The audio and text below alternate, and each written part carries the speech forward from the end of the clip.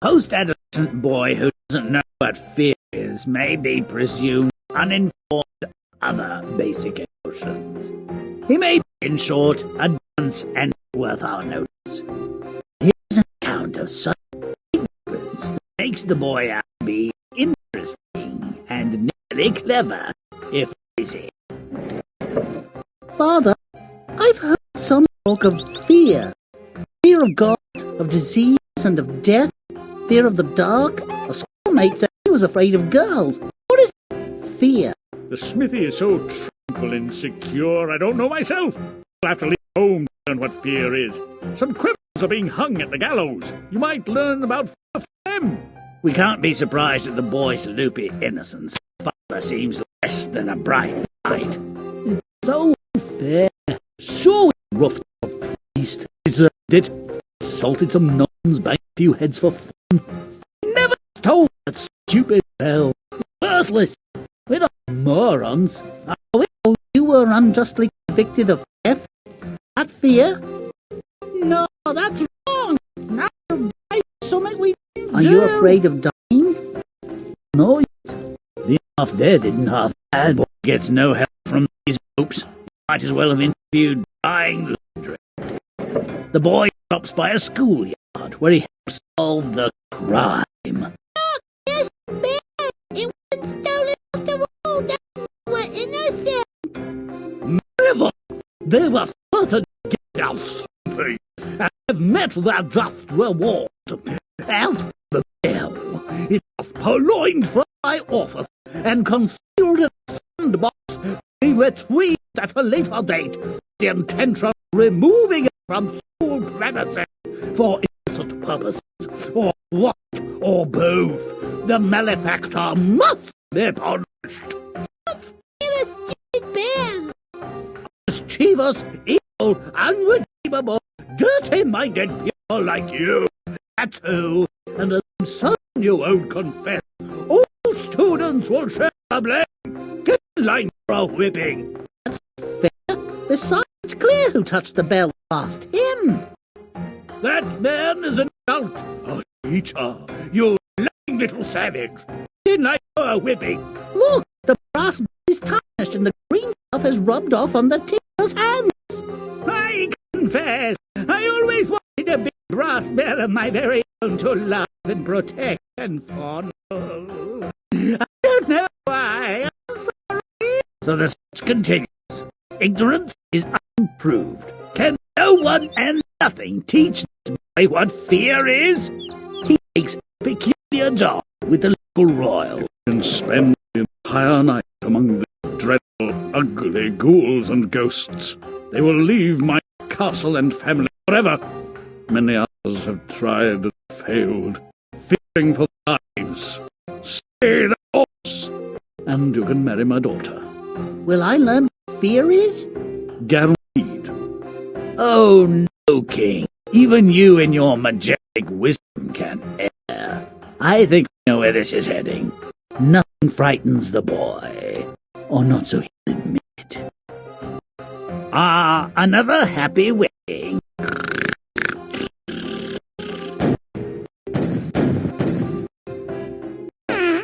Now I think I know what fear is. A deafening sudden noise is shocking, certainly. And when one evaluates one's bowels on being shocked, he may mistake the cause as fear.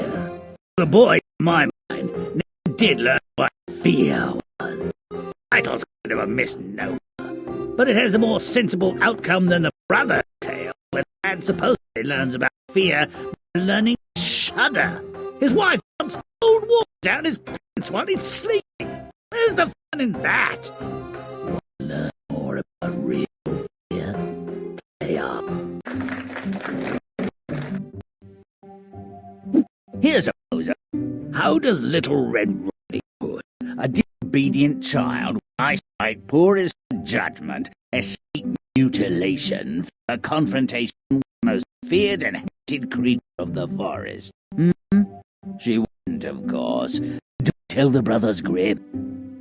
The story begins with a standard mother-daughter conflict. Mother gives daughter detailed instructions and advice, which daughter immediately ignores. Is there a moral here? Little Red Riding Hood, take these cakes and bottle of wine to your grandmother. She's very ill and weak. Don't stray from the path or talk to anyone on the way. With pleasure, Mother. I'll do just as you say. The forest is home to many animals, and not all are fit for pets or food. What delightful and cuddly creatures. I'll eat them all up. Good morning, Little Red Riding Hood. Where are you headed this beautiful day? To visit my grandma, sir, under the 3 big oak trees. An excellent destination, my dear. Enjoy your journey. Take your time. What a happy thought. I'll collect a butterfly or two and some flowers. Granny will be grateful. What a credulous ninny. The wolf's already selected Gran for his entree, while she dawdles he's on his way to the 3 Oaks. Granny loves flowers. I'll pick a few. You won't even notice if I'm a bit late. Having previously demonstrated the acuity, if not the temperament, of rock, no one should be surprised that Red Riding Hood is outmaneuvered by the wolf when she arrives at her granny's. Come in, little... Come in, Little Red Riding Hood, and bring the cake and wine. However, did she know what I brought? She sounds as though she's ill. My granny, I never noticed how big your mouth is, and you're groomy. You look nearly wild. Appearances are deceiving, my dear. Sometimes. Her cries for mercy were in vain, of course. Mercy was not in the wolf's nature.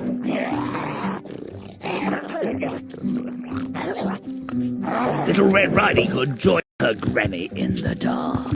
I've heard a room for 2, but this verges on the incredible.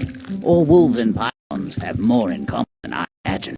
Granny, I wonder where you'd go to. I brought cakes and wine. There was a wolf in your bed. What is that smell?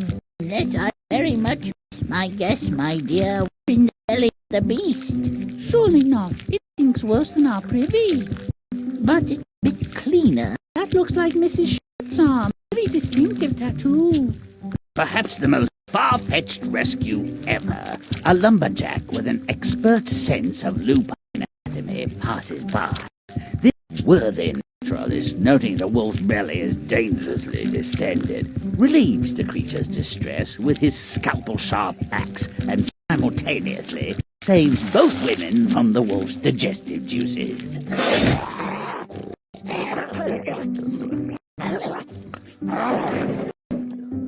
Well, isn't that amazing? What were you 2 up to in there, anyway? Very little. It was quite, my ears hurt.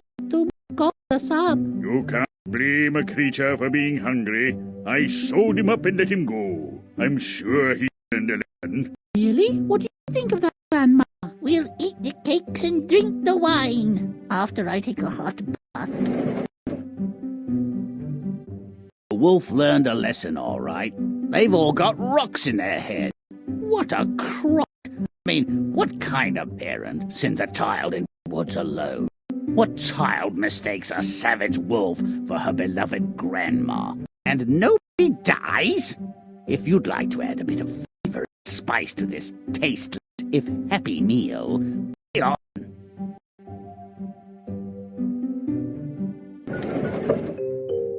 Moralists claim that this squalid story is a tragedy, but as the greedy and terminally stupid couple survives the precipitous reversal of their fortunes, which indeed resulted from their own wretched behavior, barely a cautionary tale. Bring home something tasty for once. The seaweed's gone off, the lard is rancid, and that old boot won't last a week.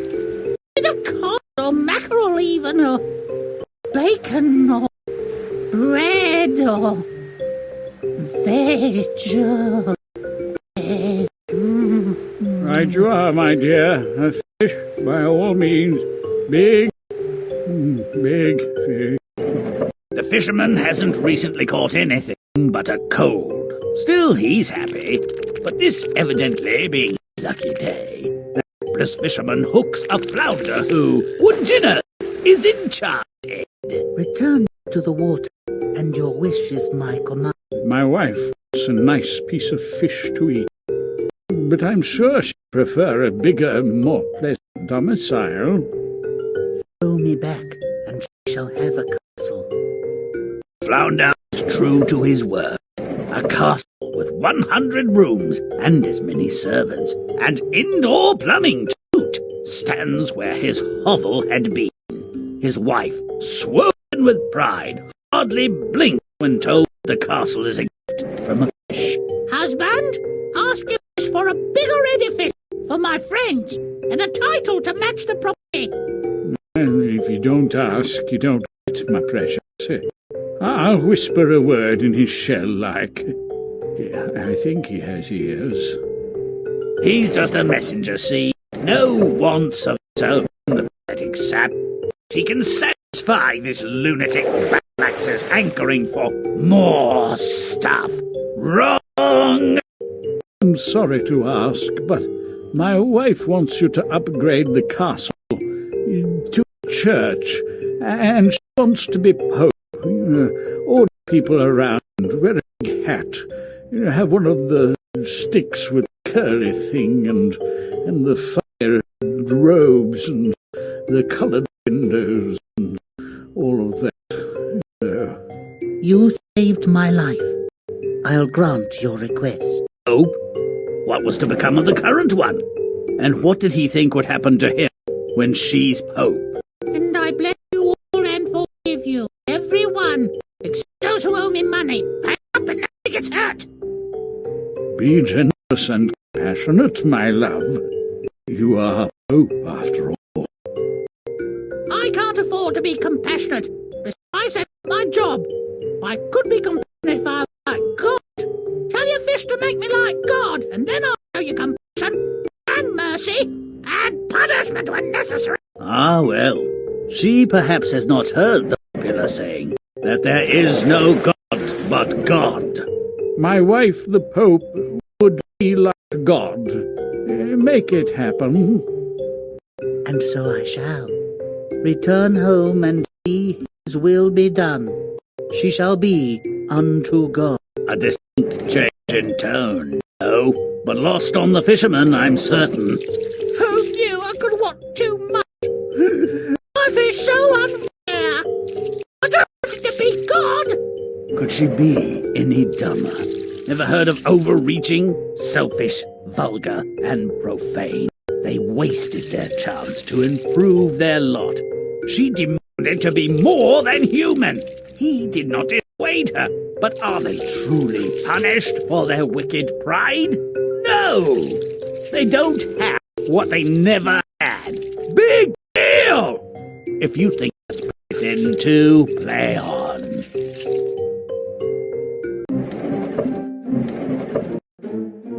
When a grown man has the gall to blame dismal prospects on his deceased father and threatens to kill and eat his feline inheritance, he deserves whatever gruesome penalty fate can dish out. The sons of a humble miller divide his possessions before he's barely cold. Let me use your ass to work the mill, and I'll share whatever profits may come our way. Gladly. I knew father's ass must be good for summit. What about our brother? Let him teach the cat to catch rats for his keep. Oh, great. I hate rat. Not enough white meat. Thanks for nothing, father. Might as well eat cat and slit me throat on a full stomach. The cat, called Puss, being a far sight more clever than his new master, concocts a scheme to save both their lives. Master, don't despair. Give me a decent pair of boots, and I'll make our living. Really, Puss? Okay, great. What size?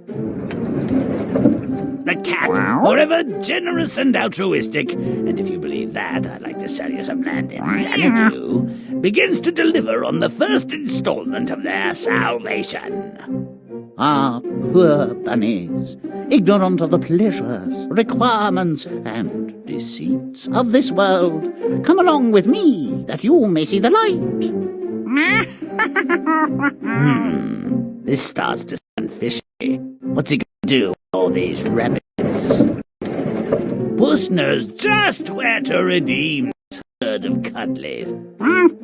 I bring you a present, sire, from my master, the Marquis of Carabas. A warren of rabbits, how droll.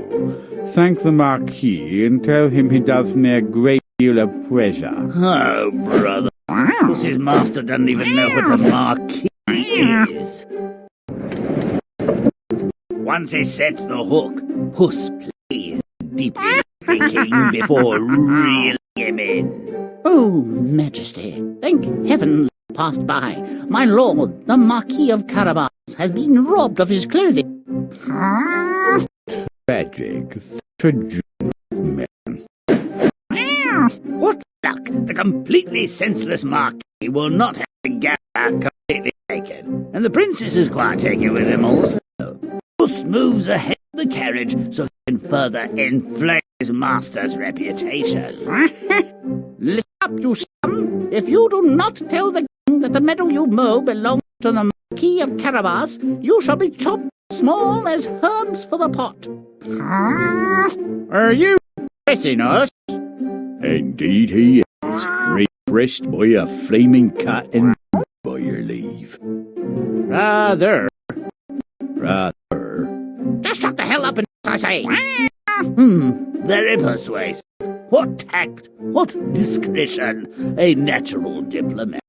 Good mowers, hail. To whom do these fine meadows belong? To my Lord Marquis of Carabas, Your Majesty. Pussy's scheme relies on the king's ignorance of his kingdom's geography and people, as well as his willingness to be closely advised by a talking cat in unconventional footwear. And for Puss's final coup, he stops at a sumptuously decorated, if forbidding, castle where lives a rich and powerful ogre. I have been assured that you are able to change yourself into a lion or an elephant. True that. I can become all creatures, great and small.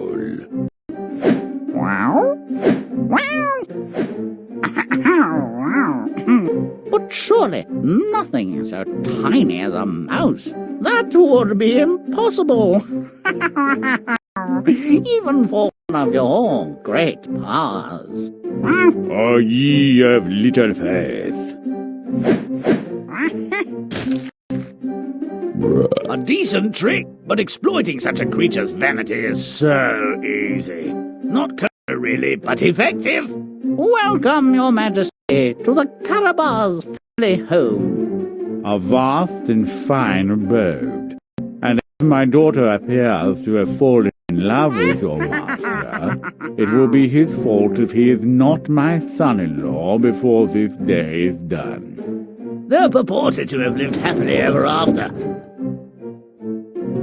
I suspect I'm not the first to find something less than satisfying, let alone credible, in a secretly swashbuckling feline. What say we craft a scenario that befits the cunning and courage of the cat?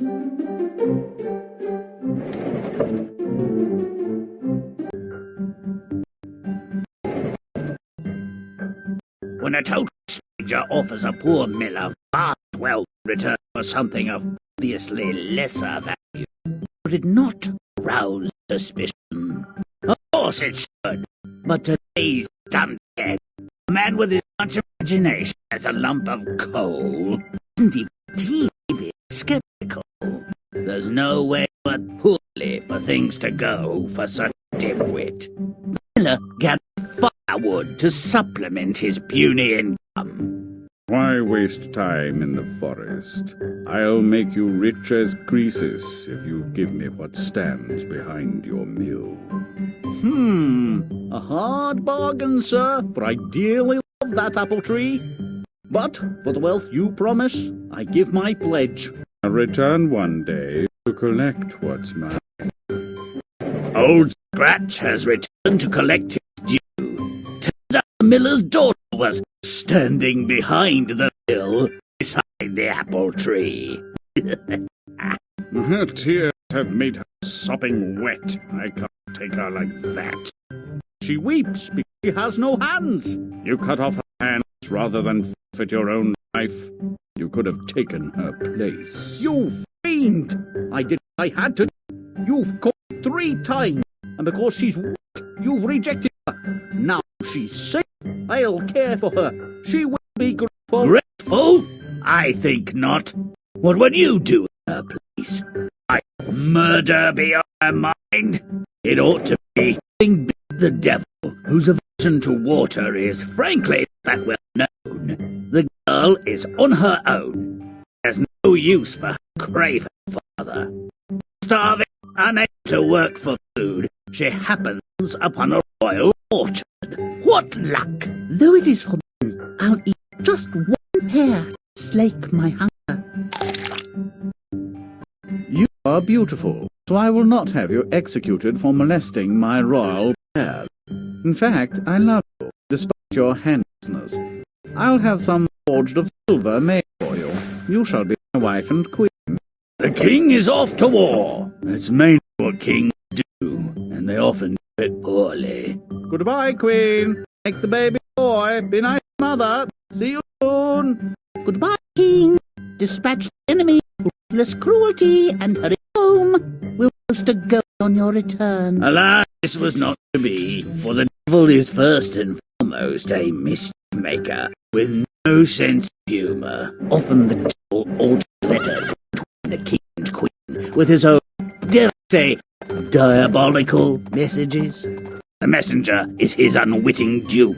If this message from her loving husband doesn't result in her death or exile, I will consider changing my career. The queen has abandoned the palace. Thanks to the devil's work, she thinks the king wants her dead. Once again, she is on her own, though the silver hands provide some assistance. Nature is fine. Oh, a bath would be nice. And decent walking shoes. And some bread. I wonder what father is doing. Speaking of that old reprobate must have lost her. Don't I, mother? All is forgiven. You're not the first to sacrifice a child's body parts, and you won't be the last. Is there any bread available? I'm sure there is. I believe you could get some for a decent price. Oh, lovely silver hands will be worth something. Indeed? Oh, look, there's my husband, the king. Your Majesty, do you still wish to cut out my tongue and eyes? No, queen, I want you as you are. Come, let us return to the palace and live happily ever after. What an extremely large load of bovine excrement. Once again, an adult, a ridiculous excuse for a parent, barters a child's welfare to secure his personal gain, and is not held accountable for his atrocious actions. If you'd like to see father pay a higher price for maiming his daughter, play on.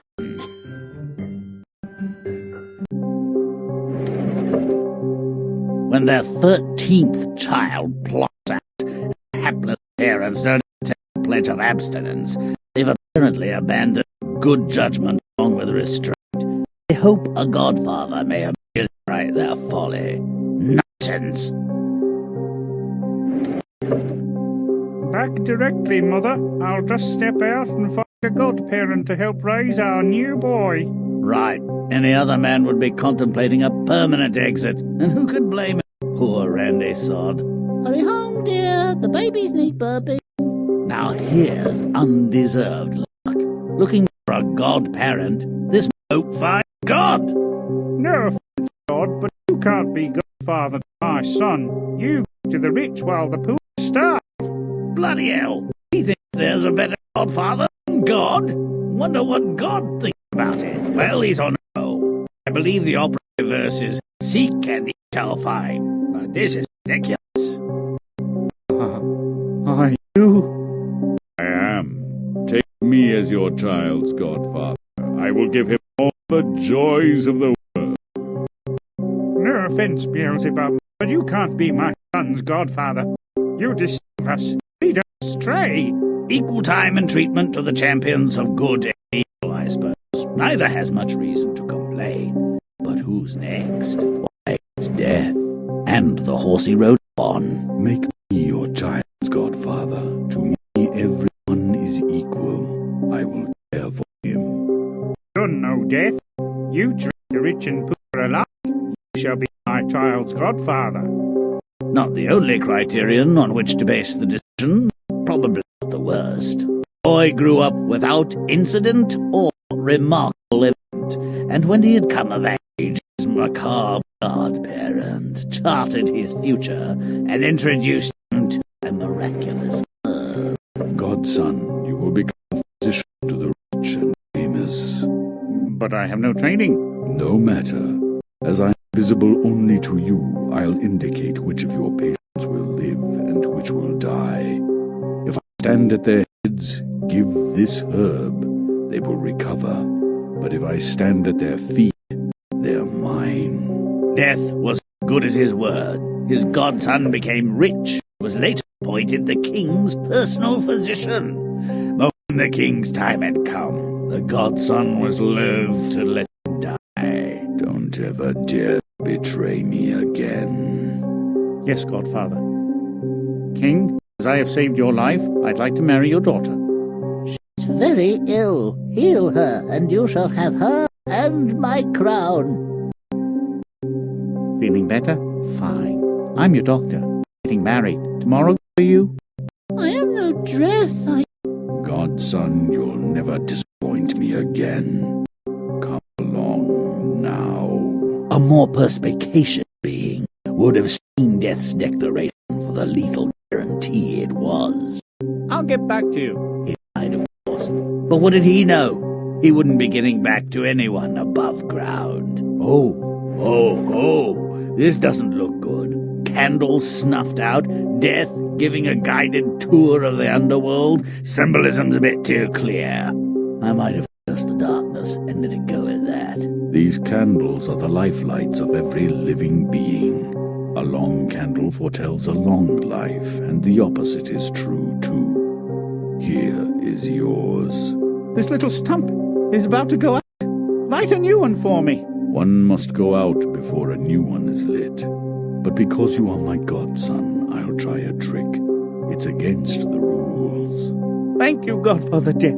You saved me. Almost anything for you. Was the physician fated for an early death, or was his premature demise a punishment? The storyteller doesn't say. But without an answer, the tale is a muddle of unhappy accidents. Death was chosen as Godfather, and God's not offended at being passed over? The devil takes no for an answer. That would be a first. And then all-powerful Death, the great leveler, pretends he's going to spare his witless godson. I don't think so. If you agree, play on.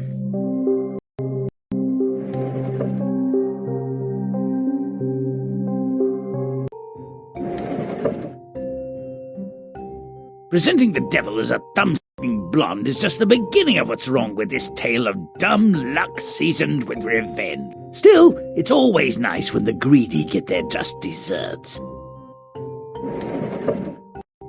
When a poor woman gives birth to a boy with a caul covering his face, the midwife proudly announces its significance.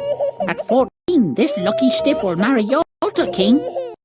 She'll be ecstatic. I'll carry him to the castle in this casket, in this box. Here's a gold coin for your trouble. Not much trouble, I dare say. The humble parents never consider refusing the king. Your luck was short-lived, boy. There'll be no Pharaoh's daughter for your Moses. I'm told drowning is relatively painless. The box floats upright. The child is rescued and raised by a miller. But when he turns 14, the king stops by the mill and sees a boy who seems somehow familiar. Is that your natural son? No, Majesty. 14 years ago I found him in the river. He's a caul-bearer, a luck child. Ah, I see. Let the luck child take a letter to the queen. I'll give him a gold coin. Money being scarce as a rat snake's ear hole, the boy accepts a commission and sets off. On his journey, the luck child becomes utterly lost in the forest. Will he die here? No! Luck is a gratuitous compliment to the intelligent, but absolutely indispensable to the incompetent. Where are you headed, boy? So alone, so handsome, so late at night. Cool, I'm headed for your bench, lady. This letter for the Queen will have to wait. I'm lost and can't walk another step. You've happened upon a den of vicious thieves. When they return, they'll kill you just for breathing. You need some protection. Hardly. Let them come. I'm not afraid. I'm tired. Sleeping now.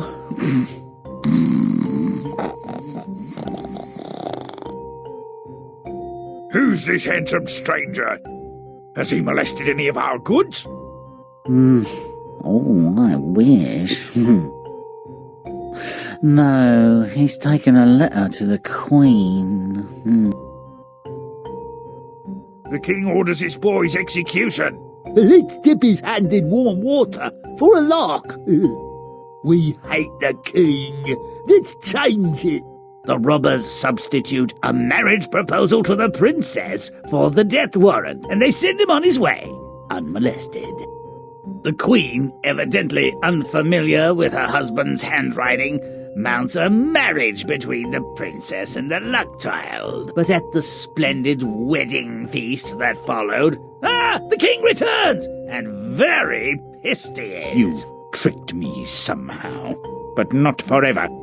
To be worthy of my daughter, you must fetch from hell 3 golden hairs from the head of the devil. Fine. I'm not afraid of the devil. Not afraid of the devil? Well, there's a tip-off right there. In any case, he sets off. The road leads him to the gates of a village. Stop, stranger. Tell me why our fountain, which once flowed wine, no longer gives even water, and you may pass. I know that, and I'll tell you when I return. The watchman, not the brightest star in the sky, accepts the luck child's promise and lets him pass, and he soon comes before a gatekeeper in another village. Stranger, why does this tree which once bore gold and apples not even put forth leaves? Yes, I know that one. And I'll tell you when I return. Well, so much for modesty. Turns out you can fool all the people all of the time. The luck child continues his journey to hell until he comes to a wide river tended by a ferryman. Luck, child, why must I always be rowing backwards and forwards and am never set free? Carry me over to the other side, and I'll tell you when I return. So he crosses the water and finds the entrance to hell. Lucky for him, again, the devil is not at home, but his grandmother is. Who knew the devil had a granny? What do you want?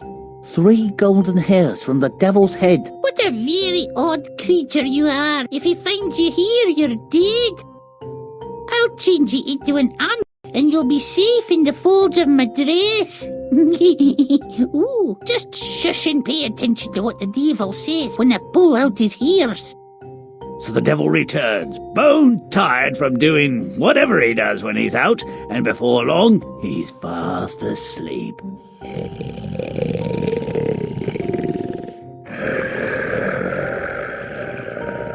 Granny pulls out his golden hairs, one by one. Oh, damn, Granny! That's smart! What are you doing, you old butt? You want I should hit you up, or box your ears, or otherwise abuse you? I had bad dreams, so I seized hold of your hair. And in explaining her dreams, she collects answers to the luck child's questions, along with the hairs.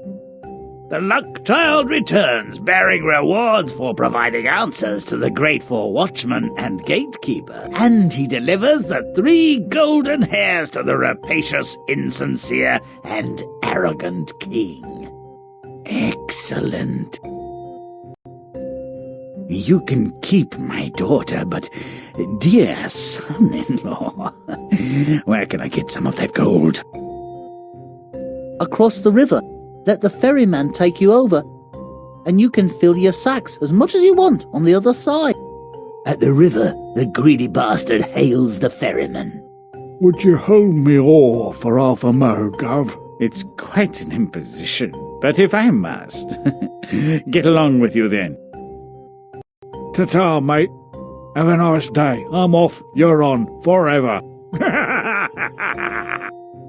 This was the strategy the luck child had from the devil's own lips. Worked well. So as punishment for his wickedness, the king has to row. Perhaps he's ferrying still. The luck child survives on the kindness of strangers. Should have perished 10 times over as he lost his way and muddled through life. It's often said that it's better to be lucky than good, but it's not terribly satisfying. If you'd like a bit more grit with your gruel, nom nom nom, lay on!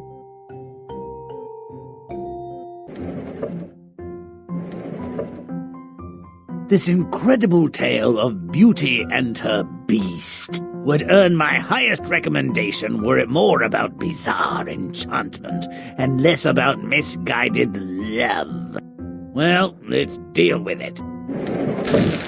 The handsome family home is engulfed in flames. A grave cause for alarm, no?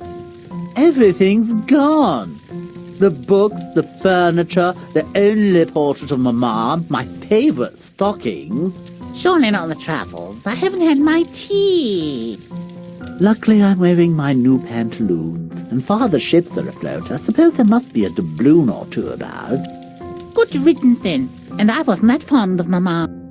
Some losses are evidently easier to bear than others. Oh no, children! My entire fleet has been lost!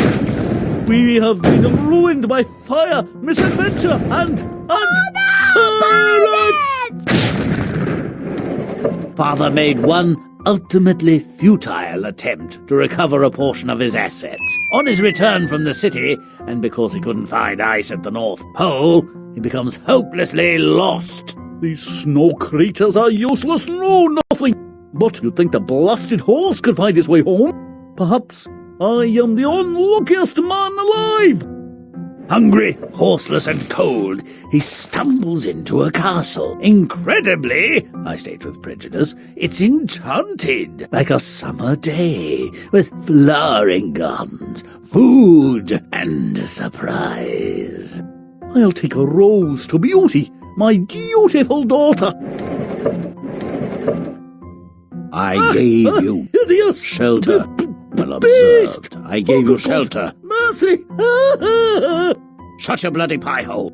I gave you shelter from the storm, and you steal my flowers. But, I could not imagine anyone would mind. Forget your butts. They will not save you from the death you deserve. The rose was for my daughter. Please, spare me! On condition that you give me this precious daughter instead. If I were cruel enough to buy my own life at her expense, what excuse? You are cruel enough, and coward too, I observe. Take this gold, and bring your daughter back to me post-haste. If you fail to obey, I'll fetch you, and your end will become legend. Now Father returns home with Beauty's rose and his asses loaded with the beast's gold. It appears a bitter ransom.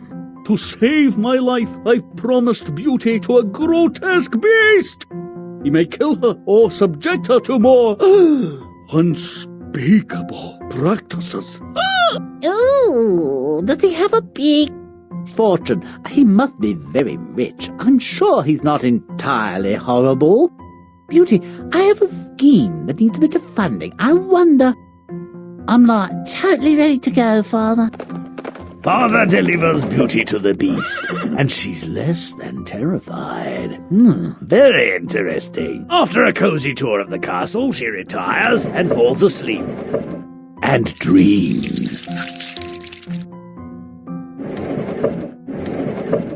It's so weird. Like, every night I dream of a really hot prince who says I should doesn't trust appearances. What can it mean? Oh, brother, what is it about obviously enchanted beasts and castles that she doesn't understand? At long last, do you mean to eat me now? No, Beauty. I've come to ask you to marry me.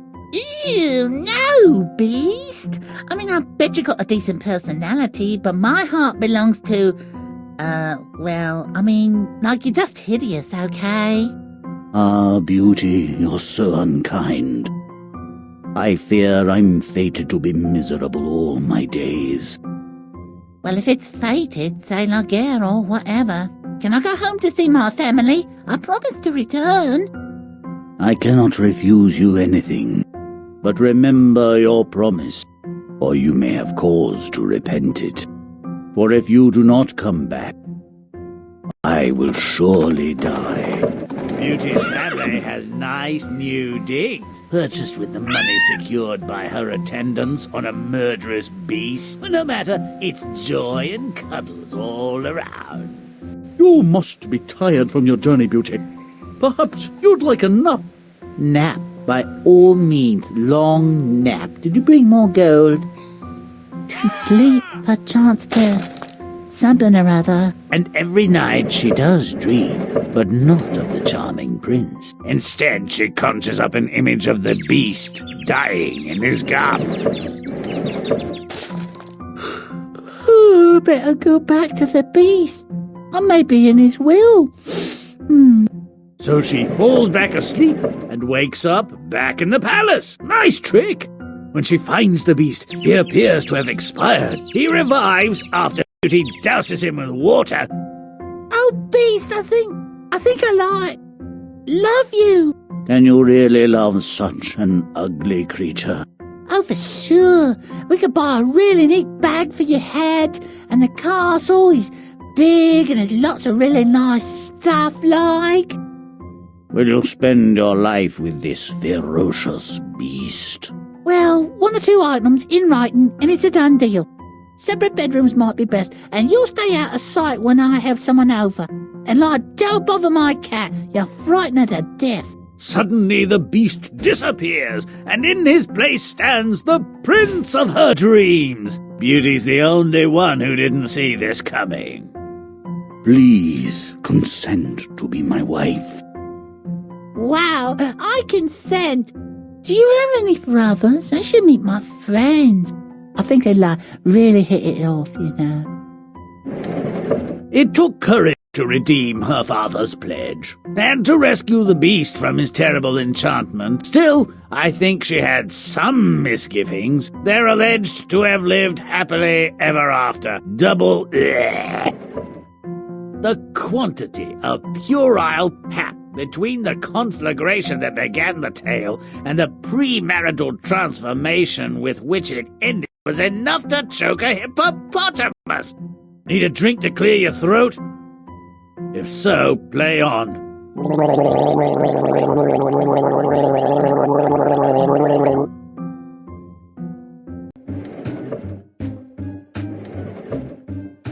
Stories of redemption. Prodigal sons returning, heart of gold hookers reforming, captivate the gullible. Does a self-described master thief who honors his parents, respects authority, sympathizes with the poor, and steals only from strangers deserve our approbation, envy, or respect?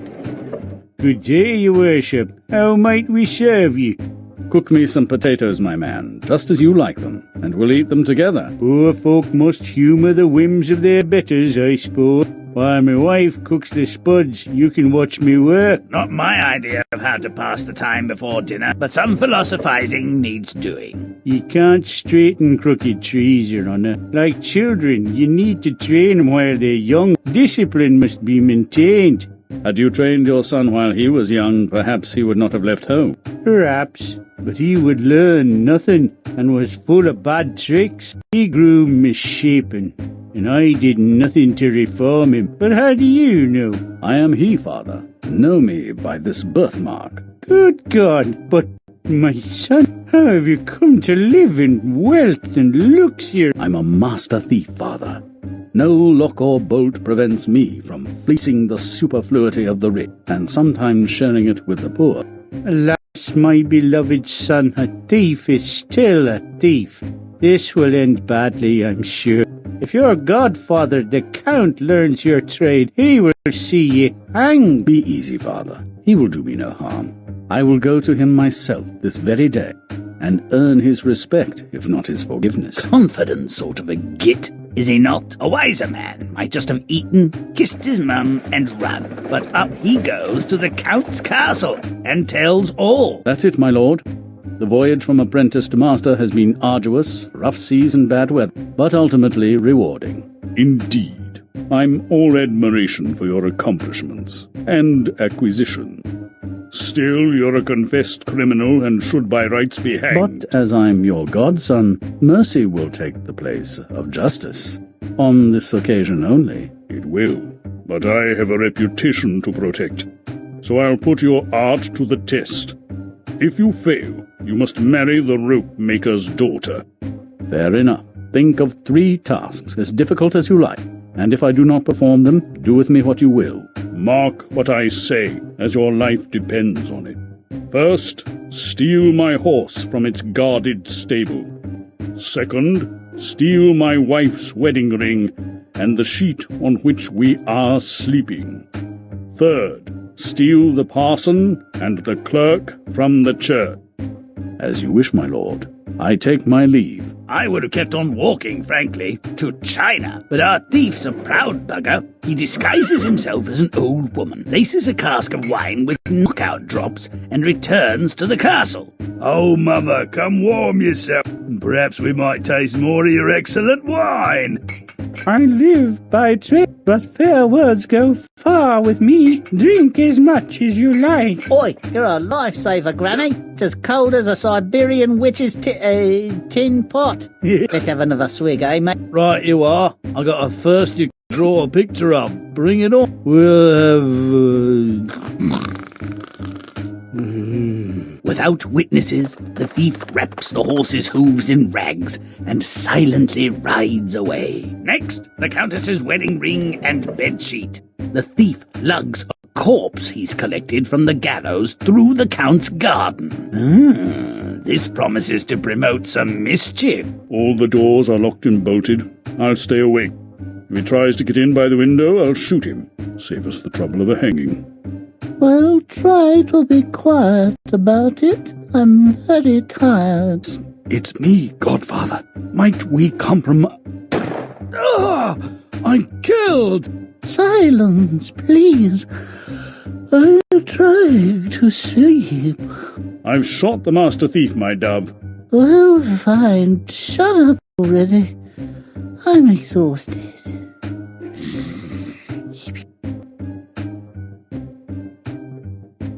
My little cockatoo, the master thief is dead.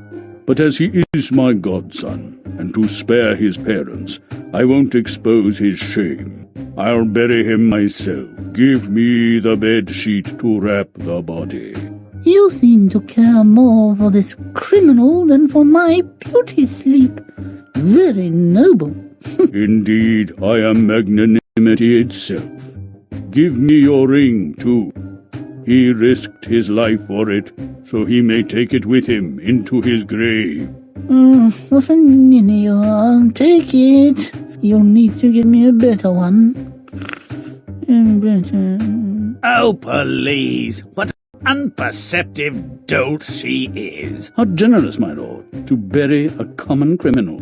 Ah, it's you. Very clever. Well, even a twice-killed corpse deserves a decent burial. You're a capable thief, and so far have found your way, but there's still a third task.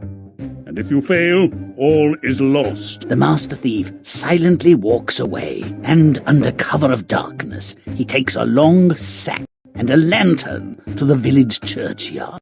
With some hermit crabs and wax candles, the master thief creates some creepy lamps. The last day is at hand. Hellfire creeps up from below. People, get ready. Your maker will be met. Promises of Judgment Day always attract a ready audience. The end of all things is near. Whosoever wishes to go to heaven must come with me. I am Peter, the gatekeeper of heaven. Behold how the dead outside are collecting their bones. Come, creep into my sack before the world is destroyed. It would not be amiss if we were to use this opportunity to find an easy way of getting into heaven. My thought exactly. So, if you are inclined, let's jump in the sack. Post haste. You, Pastor, have precedence. I will follow. To the holy, or those who wish they were, a clever disguise and a compelling line of apocalyptic patter can be very convincing. The master thief has only to turn over his catch to the Count and win his escape from the hangman's noose. Congratulations. You are indeed a master thief and have cheated death. This time. But you must leave my land or risk your handsome neck. I will go, my lord, proud of my mastery, but ashamed that it deprives me of your good opinion and the opportunity to be a comfort to my parents' old age. So he left. No one ever heard from him again. Blah, blah, blah. Jeez. Am I the only one who isn't gaga for tales of redemption? And who's redeemed anyway? The thief? He repays his parents' unrequited love by disappearing forever. Big show-off. If this resolution works for you, please get out in the world more. If not, play on. At least there wasn't a wedding in this episode.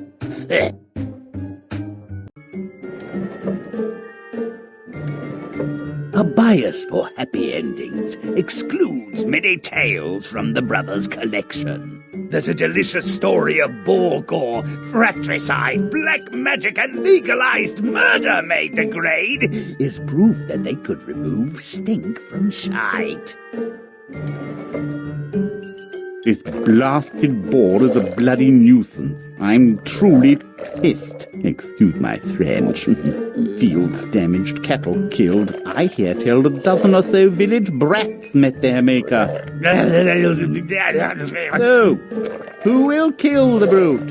He can marry my daughter. What's her name? Yes, Virginia. The crowd resists this offer. The boar is huge and bad-tempered. The daughter likewise. But then... Your Majesty, for the health of the kingdom, lots of gold and a key to the royal privy, I'll track the beast in the forest primeval and kill it. And I'll go to help my brother. Fools often travel in pairs. Have you noticed? Two poor brothers, as different as water and spit, accept the king's charge. Enter the forest from opposite sides, boys. You're more likely to find the beast. The younger brother, decent but dim, receives a dubious gift from a stranger. Take this spear, boy, because your heart is pure and good. You can use it to kill the boar. Thank you, unknown small person. Now I fear nothing. Who is this midget? What's his motivation? Was there ever such a gift without cost? A very fine toss, if I do say so. My spear has cut the poor beast's heart in two. I'll schlep the carcass back to the king. I wish it weighed less.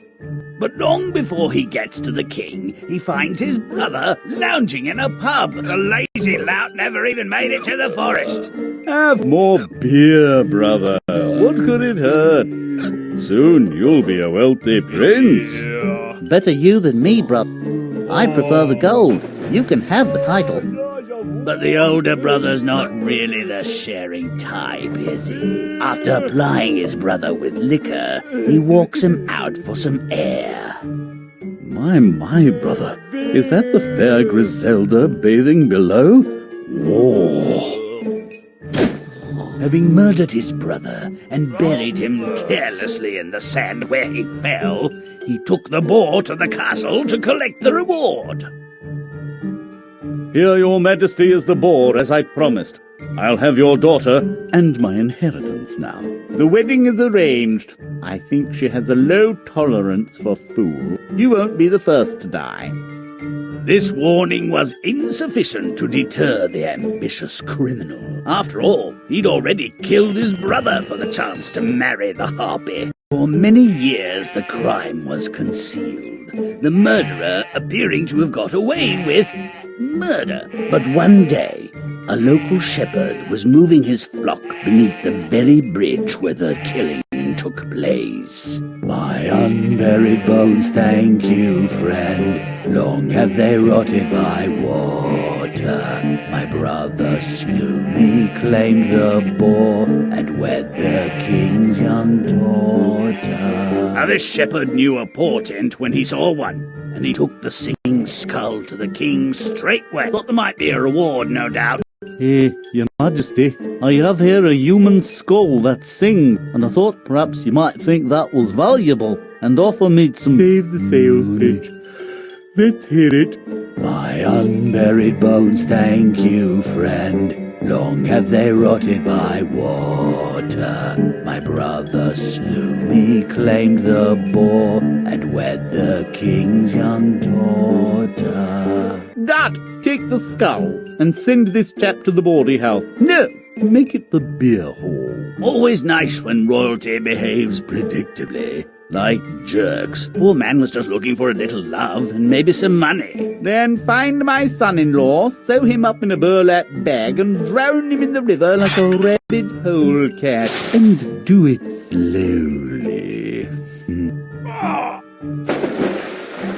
The bones of the foully murdered brother are gathered and given a proper burial in a beautiful tomb. Well, that's all right then, I suppose.